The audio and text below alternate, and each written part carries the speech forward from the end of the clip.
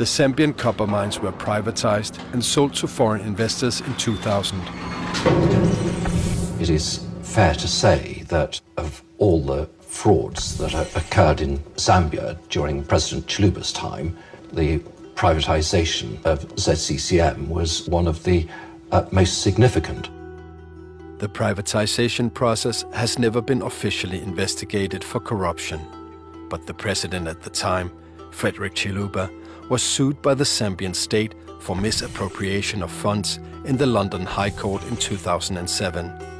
Michael Sullivan represented Zambia in the case against Chiluba.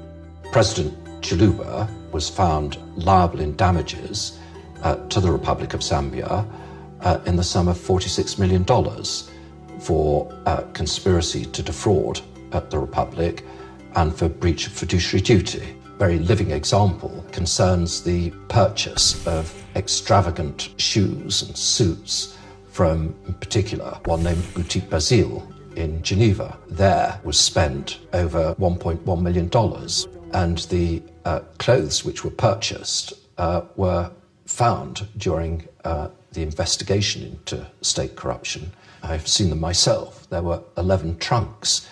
I mean, I have the list of what was found in the trunks, and you have 206 designer suits, 185 shirts, 36 jackets, 157 trousers, and 64 pairs of shoes, and 74 ties.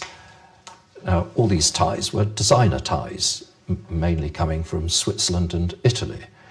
So there you have a graphic example of the nature and extent of the corruption.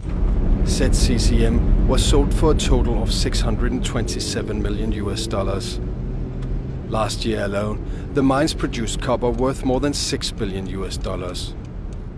President Chiluba died in 2011. Francis Kaunda, who headed the negotiations, still lives in Zambia. In 2008, he was sentenced to 2 years in prison for corruption relating to the privatization of ZCCM. For half a year, I tried to get an interview. So you would want a payment for the interview? Yes, I would charge for it. When I declined to pay, our communication ended. Forget it. I just want you to have the opportunity, because we talked. Forget it. You don't. What opportunity? Can I please say something? Sorry. I would just. Forget it. I'm sorry. Okay. Any right-thinking Zambian, anybody, could see that what was being agreed was not transparent. Information is very important, and knowledge based on information is very important. The state, represented by very bribed, ignorant politicians at the very top, could not legitimately act as negotiators for Zambia.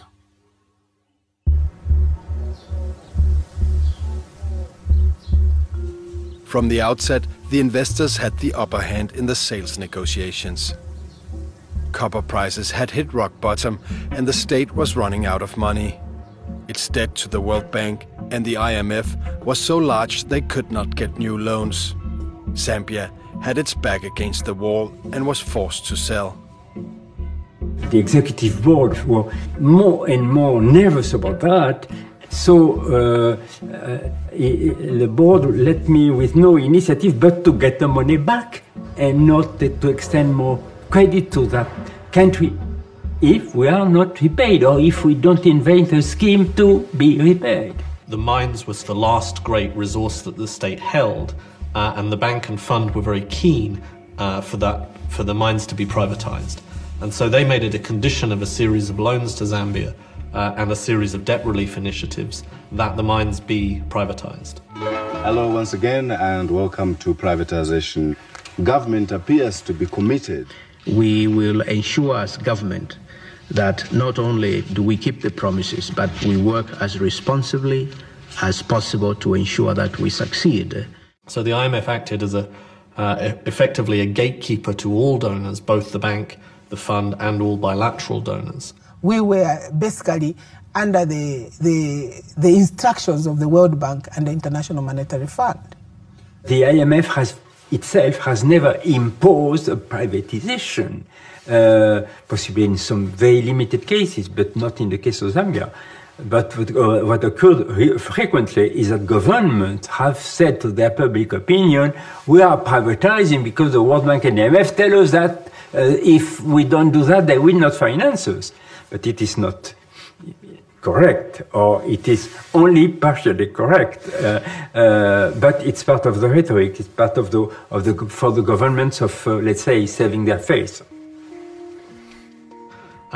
Effectively, Zambia made a decision that the country was in such a desperate situation with its very high debt that it should do anything it could to please the foreigners.